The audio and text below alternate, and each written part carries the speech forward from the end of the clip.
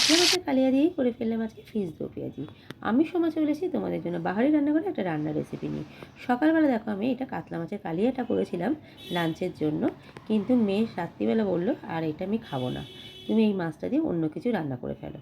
তাই অনেকক্ষণ চিন্তা ভাবনা করে ভাবলাম মাছ দিয়ে কী করি, ভাবলাম একটু তাহলে ফিশ দিয়ে মাছগুলো দিয়ে দো পেঁয়াজি করে নিই। তো চলো আমি কীভাবে মাছের দো পেঁয়াজিটা করি তোমাদের সবার কাছে অনুরোধ রইল আমার ভিডিওটা দেখার জন্য। এখানে এবার মাছগুলো আমি পরিষ্কার করে নেবো, ঝোল থেকে তুলে একদম পরিষ্কার করে টুকরো করে কেটে নেব। দেখো পরিষ্কার করে আমি টুকরো করে কেটে নিয়েছি মাছগুলো। আর এর জন্য নিয়েছি এক বাটি পেঁয়াজ কুচানো নিয়েছি আর একটা টমেটো কুচানো নিয়েছি।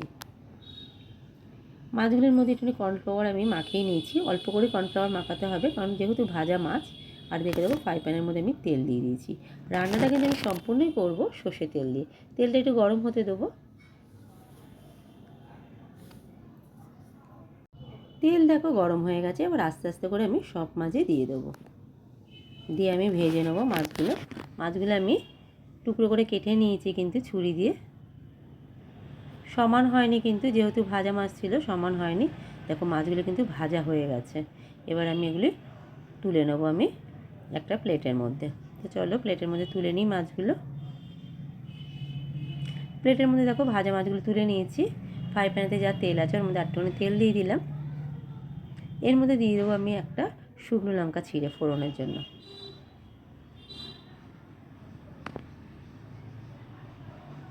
ফোড়নটা একটু হালকা হতে দেবো। দিয়ে দেবো এর মধ্যে যে পেঁয়াজটা কুচিয়ে রেখেছিলাম, এক বাটি পেঁয়াজ কুচানো। আর দেবো স্বাদ মতো নুন। নুন দিয়ে পেঁয়াজটা আমি হালকা করে একটু ভেজে নেব। দেখো পেঁয়াজটা ভাজা হয়ে গেছে। এর মধ্যে এবার দিয়ে দেবো আমি একটা টমেটো কুচানো। টমেটোটা দিয়ে একটুখানি নরম হতে দেবো টমেটোটা।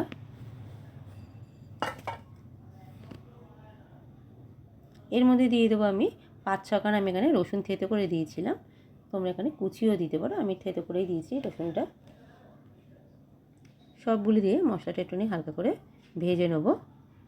দিয়ে দেবো এর মধ্যে পরিমাণ মতন হলুদ গুঁড়ো আর পরিমাণ মতন লঙ্কার গুঁড়ো।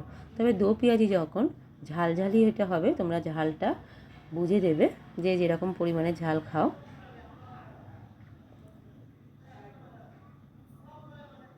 সবগুলো দিয়ে একটুখানি কষিয়ে নেবো আমি মশলাটা।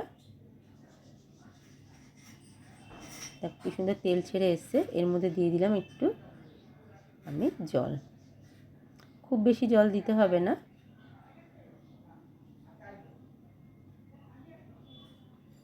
দিয়ে দেবো এর মধ্যে স্বাদ মতন চিনি। চিনিটা দিয়ে একটুখানি ফুটতে দেবো। দেখো ফুটে এসছে কিন্তু গ্রেভিটা। এর মধ্যে এবার দিয়ে দিলাম ভেজে রাখা মাছের পিসগুলো।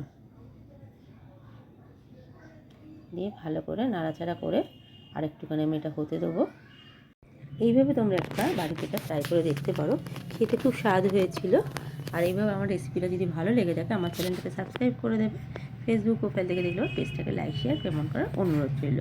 এই দেখো আমি এটার মধ্যে কিন্তু একটু ধনেপাতা কুচি ছড়িয়ে দিয়েছিলাম, ভিডিওটা দেখাতে আমি ভুলে গেছি। তো চলো এবার এটা গ্যাস বন্ধ করে নামিয়ে নেব। গ্যাস বন্ধ করে নামিয়ে নিয়ে চলে এসেছি আমি ফিশ দো পেঁয়াজি। একটু ধনেপাতা দিয়ে গার্নিশ করে নিয়েছি।